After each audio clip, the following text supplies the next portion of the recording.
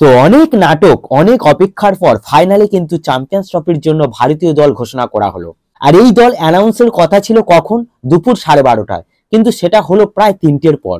3টের পর রোহিত শর্মা ও অজিত আগারকার এসে দল ঘোষণা করলো। তো প্রায় কিন্তু 2.5 ঘন্টা ডিলে। তো এত কি বিষয় নিয়ে আলোচনা হচ্ছিল? তাহলে কি কোনো চমক আছে? এই প্রশ্নটাই কিন্তু তখন ঘুরছিল আমাদের মধ্যে। কিন্তু দল ঘোষণার পর দেখলাম না, কোনো চমকই নেই। যেরকম আমরা আগের একটি ভিডিওতে একটা প্রবাবলি 15 জনের স্কোয়াড বানিয়েছিলাম, ঠিক সেরকমই টিম তৈরি হয়েছে।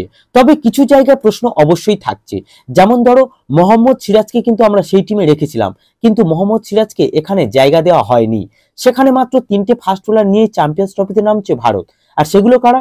জাসপ্রীত বুমরা, মোহাম্মদ শামি এবং 3 নম্বরটা হলো আর্শদীপ সিং। তো বুমরার তো চোট আছে, তাই তাকে নিয়ে একটা সংশয় থাকছে। এছাড়া শামি সবেমাত্র টিমে জায়গা করেছে, তারও চোট ছিল, সেও চোট কাটিয়ে আসছে। তো সেদিক দিয়ে দেখলে মোহাম্মদ সিরাজের মতো বোলারকে অবশ্যই টিমে দরকার ছিল। তো যাই হোক, 15 জনের একটা স্কোয়াড ঘোষণা করা হয়েছে। এবার আমরা আলোচনা করবো এই 15 জনের কোন 11 জন ফার্স্ট 11-এর সুযোগ পেতে চলেছে। তো তার আগে তোমরা যদি ভারতীয় দলের ফ্যান হয়ে থাকো আর এরকম ক্রিকেট সংক্রান্ত ডেলি আপডেট পেতে চাও, তাহলে অবশ্যই চ্যানেলটিকে সাবস্ক্রাইব করে রাখুন। আর মোহাম্মদ সিরাজ ও বরুণ চক্রবর্তী, এই দুই প্লেয়ারকে কি চ্যাম্পিয়ন্স ট্রফিতে সুযোগ দেওয়া উচিত ছিল? তা অবশ্যই কিন্তু কমেন্টে জানিও। তো এবার যদি আমরা প্লেইং 11 কেমন হতে পারে তা নিয়ে যদি কথা বলি, তো ওপেনিং এ অবশ্যই অধিনায়ক রোহিত শর্মা এবং সহ অধিনায়ক শুভমন গিল আসবে।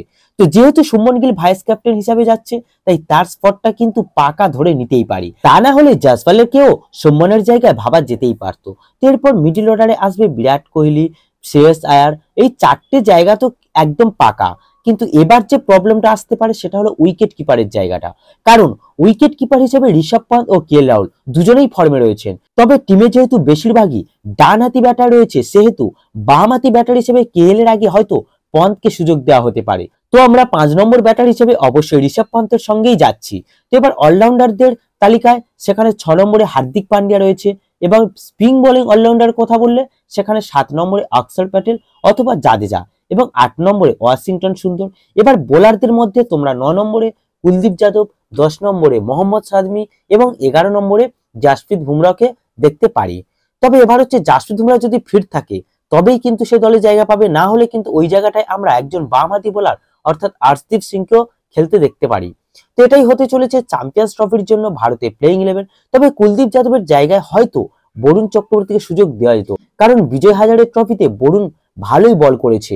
তো এই নিয়ে তোমাদের মতামত অবশ্যই কমেন্টে জানিও। আর ভিডিওটি ভালো লাগলে একটা লাইক ও সাবস্ক্রাইব করে দিও।